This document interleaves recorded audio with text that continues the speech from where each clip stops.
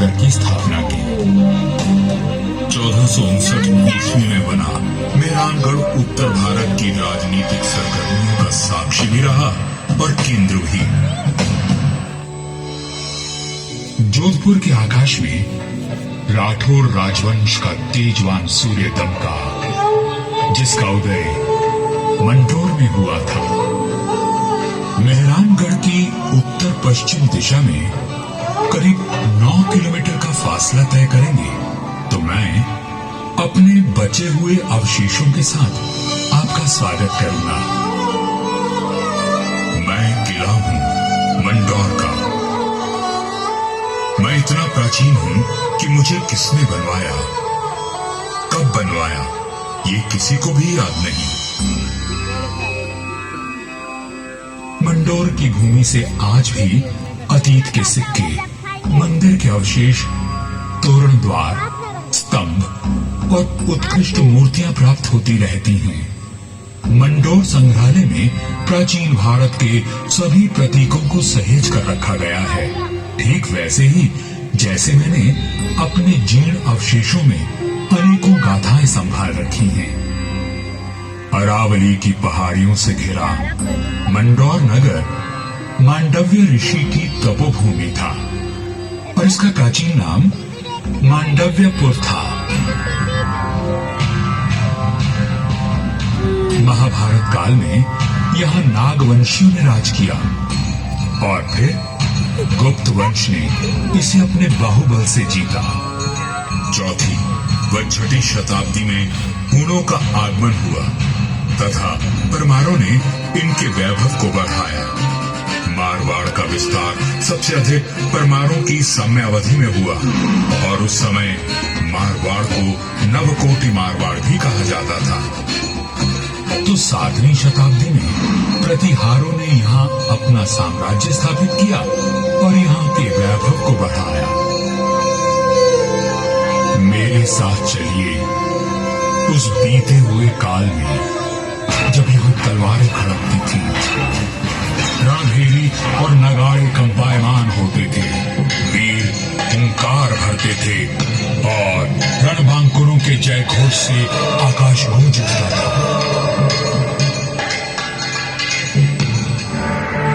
सन 1394 ईस्वी परिहारों की शक्ति अस्त हो रही थी।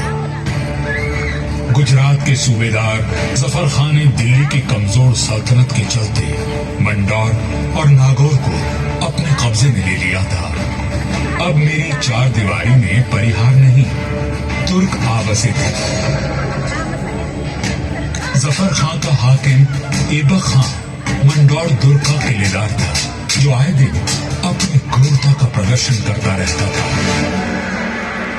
पीड़ित किसान मंडोर के इंदा परिहार के प्रधान वीरराव हेमा गहलोत के पास मदद के लिए पहुंचे। राव हेमा जी, ये तुर्क हमसे मनमाना लगान वसूल करते हैं। आए दिन हमारी गायों को चुरा कर ले जाते हैं और अब अपने घोड़ों के लिए घास से लदी गाड़ियां मांग रहे हैं। हम तो बर्बाद हो जाएंगे। अपनी शक्ति पर इतना अभिमान कि उसे 3 किसानों पर आजमा रहा है। भैरू जी की सौगंध, जुल्म करने के लिए अब ऐबक खान जिंदा नहीं बचेगा।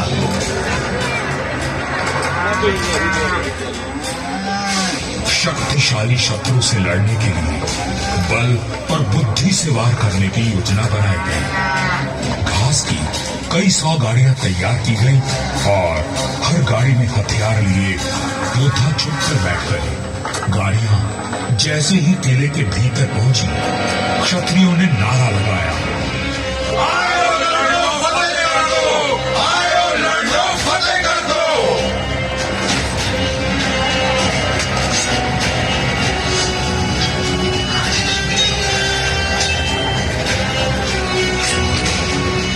इस अचानक हुए प्रहार से तुर्कों को संभलने का अवसर ही न मिला।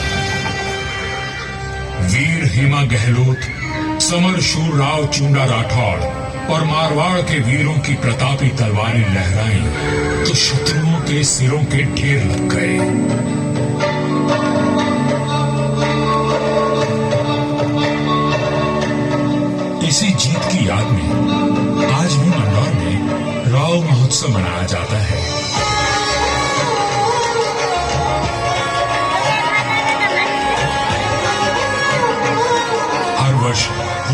दूसरे दिन निर्भीक, साहसी हेमा गहलोत और सभी वीरों को याद किया जाता है और बाबा भैरवनाथ जी की पूजा की जाती है, जिनके आशीर्वाद से वीर विजय हुए थे। मंडौर विजय के बाद भी इंदा परिहार का मन अशांत था, क्योंकि ये नगर शत्रुओं से घिरा हुआ था। तब उन्होंने शक्तिशाली राठौड़ वंश को राज सौंपने का निश्चय किया। इंदा के मुखिया राय धवल ने अपनी पुत्री का विवाह राव चुंडा से करवाया और दहेज में मंडौर का दुर्ग दे दिया गया। राव हेमा गहलोत ने राव चुंडा का राज तिलक किया और भाटों में मंगल गान कदे न बिसरे चूनो चवई चाड़ दी मांडो वरदाए जे इंदारो उपकार कम नज कदे न बिसरे चूनो अपने कौशल और सामरिक सूझबूझ का परिचय देते हुए राव चुंडा ने अपने साम्राज्य को बढ़ाया और मंडौर को मारवाड़ की राजधानी बनाया। 1423 में नागौर के युद्ध में राव चुंडा वीर गति को प्राप्त हुए और उनके पुत्र कान्हा के बाद राजदंड राव रणमल ने संभाला।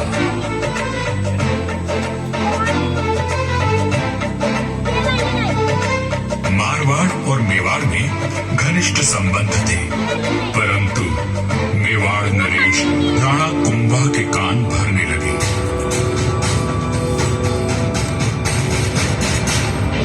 मुझे राम रणमल की नीयत ठीक नहीं लगती राणा।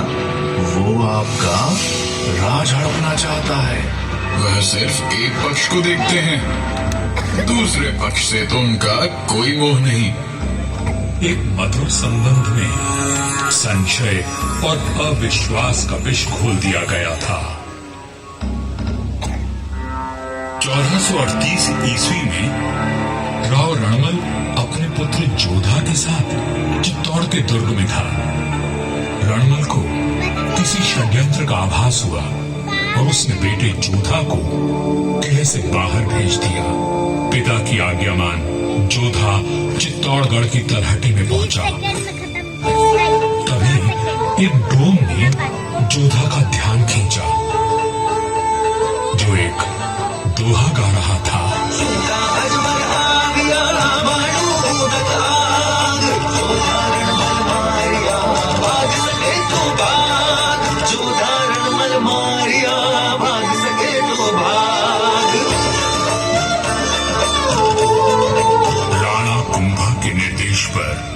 चुंडा ने राव रणमल की हत्या कर दी थी।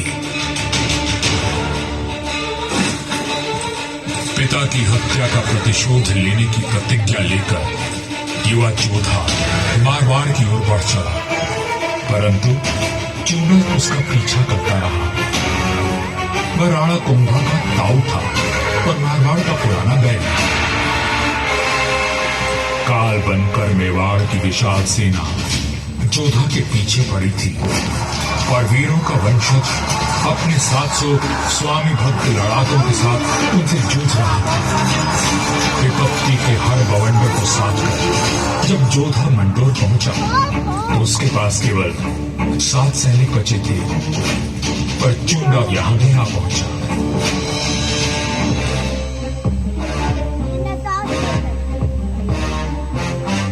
चुंडा बोला, मंडोर किले का कोना कोना छान मारो। रणमल ने मेरे भाई राघव देव को मरवाया था, मैं उसके वंश का नाश कर दूंगा। हुजूर, जोधा जांगलू प्रदेश की ओर भाग गया है। आप कहें तो उसका पीछा करें। रहने दो, वहाँ रेतीले टीलों में भटक कर वो खुद ही मर जाएगा। तुम राणा कुंभा के पास संदेश भिजवाओ, मंडोर पर अब हमारा राज है। पिता की निर्मम हत्या की पीड़ा और राज खो देने का अपमान लिए जोधा भटक रहा था। हर ओर शत्रु घात लगाए बैठे थे, पर जुझारू जोधा ने आस और विश्वास नहीं खोया। वर्षों तक संघर्ष और अथक प्रयास करने के बाद जोधा ने दुर्भाग्य को जीत लिया। चूंडा की मृत्यु हो चुकी थी और मंडोर को राज जोधा ने फिर से जीत लिया था। समय बदल रहा था और देश पर विदेशी आक्रमणकारियों का संकट घेर आया था। ऐसे में एक दूसरे से लड़ने के बजाय मारवाड़ और मेवाड़ ने संधि कर ली। पर दूरदर्शी राव जोधा को कोई चिंता खाए जा रही थी और उस चिंता का कारण मैं यानी मंदौर का दुर्ग था। किस सोच में डूबे हैं राव जी? अपने आसपास देखो, क्या दिखता है? आकाश, जंगल, पहाड़ियां। ये पहाड़ियां ही मेरी चिंता है। कई सौ साल पहले ये काफी ऊंची थी और किले तक पहुंचना कठिन था, पर भारी वर्षा और धूल भरी आंधियों ने इनका कद घटा दिया है। राव जोधा की बात पीड़ादायक परंतु सत्य थी। मैं भी अब बूढ़ा और कमजोर हो चला था, सो मेरा त्याग करके मेहरानगढ़ का निर्माण किया गया और ये सही फैसला था। भारत में जब मुगलों का आगमन हुआ तो राठौड़ राजवंश ने उनसे सीधी टक्कर ली और हार माने बिना संघर्ष करते रहे। इस सब में मेहरानगढ़ ने प्रमुख भूमिका निभाई। जोधपुर का इतिहास प्रेरणादायक वीर गाथाओं से भरा हुआ है। त्याग और देशभक्ति के कीर्तिमान स्थापित करके इतिहास में अमर हो जाने वाले वीरों ने जोधपुर का सर सदा ऊंचा रखा है।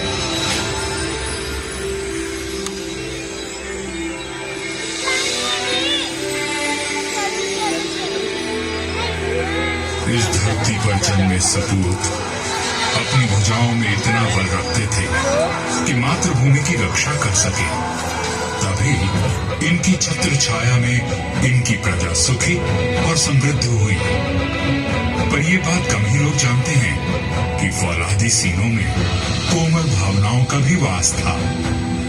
राजधर्म का पालन करने वाले तलवार के धनी इन रणधीरों के मन में नवसृजन और कला के प्रति प्रेम भी बसता था, जिसका प्रमाण आज भी उपस्थित है और इस धरती का सौंदर्य बढ़ाता है। महाराजा अजीत सिंह जी को उनकी सृजनात्मक ऊर्जा और निर्माणों के लिए याद किया जाता है। उन्होंने देवी देवताओं की साल, अजीत पुल, मय पुल और एक खंबा महल बनवाया एवं भेरू बावड़ी और भेरू मंदिर का जीर्णोद्धार करवाया। उन्होंने अपने पिता महाराजा जसवंत सिंह जी के भव्य देवल का निर्माण भी करवाया, जिसके विशाल स्तंभों एवं गर्भगृह का अलंकरण दर्शनीय है। सभा मंडल का दृश्य पौराणिक आख्यानों का स्पष्ट दर्शन देता है। प्रस्तरों पर उत्कीर्ण भाव भंगिमाएं शिल्पकला का श्रेष्ठ उदाहरण है। महाराजा जसवंत सिंह जी द्वितीय ने मंडौर को दर्शनीय बनाने पर विशेष ध्यान दिया। उन्होंने मंडोर बाग में 100 से अधिक प्रजाति के वृक्ष लगवाए, जो उद्यान की अहमियत को और अधिक सुंदरता प्रदान करते हैं।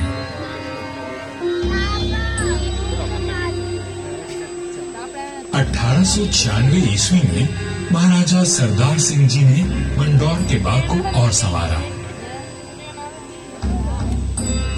महाराजा उम्मेद सिंह जी के समय 1923 और 1947 के बीच मंडोर उद्यान को आधुनिक रूप देने हेतु कई कार्य करवाए गए, जैसे नागादरी नहर का जीर्णोद्धार, देवलों व महलों के पास सुंदर बाग विकसित किए गए। इसके साथ ही 4 दीवारी व दोनों मुख्य द्वारों का निर्माण हुआ। मारवाड़ नरेश राव गंगा राठौर जी ने कहा था, नाम तो गीतड़ा या भीतड़ा सूर्य। युगों तक मनुष्य की ख्याति या तो साहित्य सृजन से अथवा बड़े बड़े निर्माण कार्यों से रहती है। राठौड़ राजवंश अपने पराक्रम और निर्माण के लिए अमर रहेगा। मंदौर में स्थित थड़ों एवं देवलों पर बनी अद्भुत मूर्तियां शिल्पकला की नायाब मिसाल है। मारवाड़ के सर्वाधिक शक्तिशाली नरेश राव मालदेव जी से लेकर महाराजा अजीत सिंह जी के देवल आज भी सुंदर नक्काशी एवं बेजोड़ वास्तुकला की छाप छोड़ते हैं।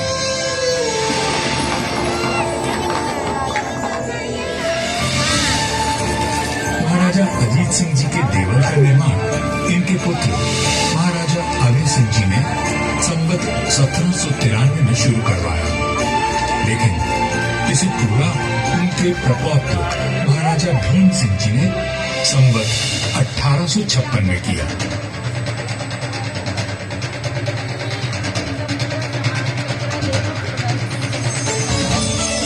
यह राजस्थान के समस्त देवलों में न केवल भव्यतम है, बल्कि अपनी कलात्मकता को सहेजे तत्कालीन शिल्पकला का विलक्षण उदाहरण है।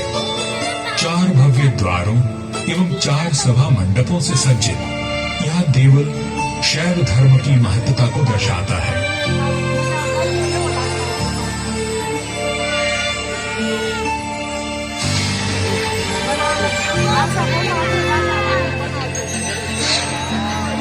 आजादी के पश्चात यहाँ कई विकास कार्य करवाए गए और 1968 में यहाँ के महलों में संग्रहालय की स्थापना की गई।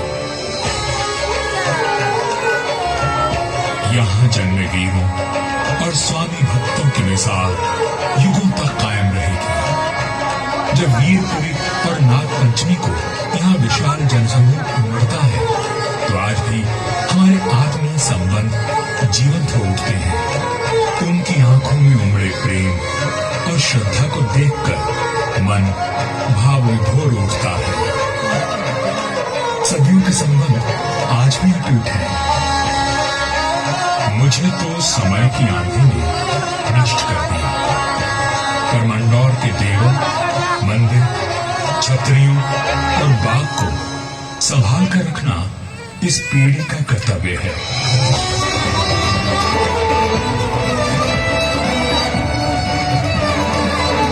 मंदौर दुर्ग है साक्षी, करता गौरव गान, कैसे कैसे वीर हुए, थी कैसी उनकी शान।